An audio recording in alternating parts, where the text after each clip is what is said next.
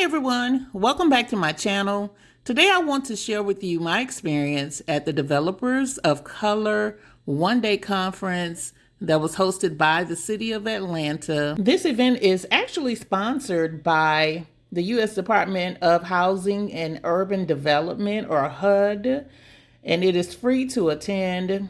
It is a one-day workshop or conference, and it's a great opportunity to network with others that are doing the same thing that you do or aspire to. Because I met individuals who haven't gotten started in development, as well as individuals who are way ahead of me in development. So I like the mixture. The best way to find out about the event is to go on Eventbrite and follow the HUD agency for your state. And also you could Google Developers of Color Summit, and you do not have to be of color to attend because it is a mixed audience that attended, but it's great information for those of you who are of color as far as being able to see someone who looks like you. Why is there a focus on developers of color? Developers of color make up less than 1% of all real estate developers in the U.S. The conference brought together some of the most innovative minds in real estate development with a focus on empowering and supporting developers of color. We talked about everything from sustainable urban development, accessing capital, and how to build wealth within our communities through real estate. A lot of learning today, and we have people up on the second floor as well as inside of the council chambers. It's going to be a good day because one of the pillars of my administration is making sure that Atlanta is a city of opportunity for all. We want to give all of our residents the opportunities to advance in life, access capital, and not being able to connect the sources of funding together, or finally getting a seat at the funding table, but not knowing exactly how you are able, how you're being evaluated, or what lenders need to see from you. We want to figure out how to get past the systemic barriers that historically have excluded developers of color.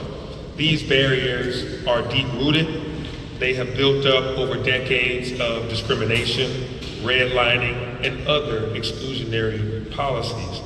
Make no mistake about it, we have had a tremendous amount of progress here in this city and in this state, but we still have a long ways to go.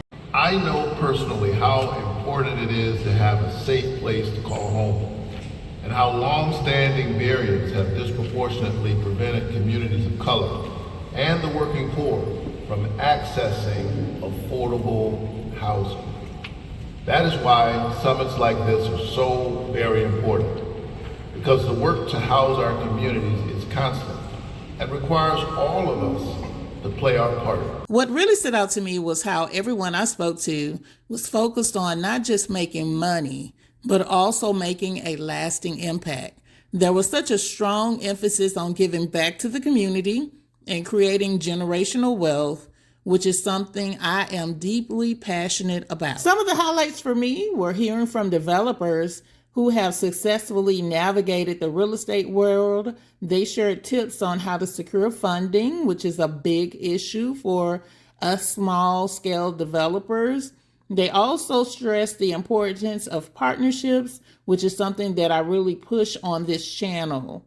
Attending this conference reinforced the idea that representation in real estate development matters. It's not just about owning property. It's about building communities and creating opportunities for others to thrive.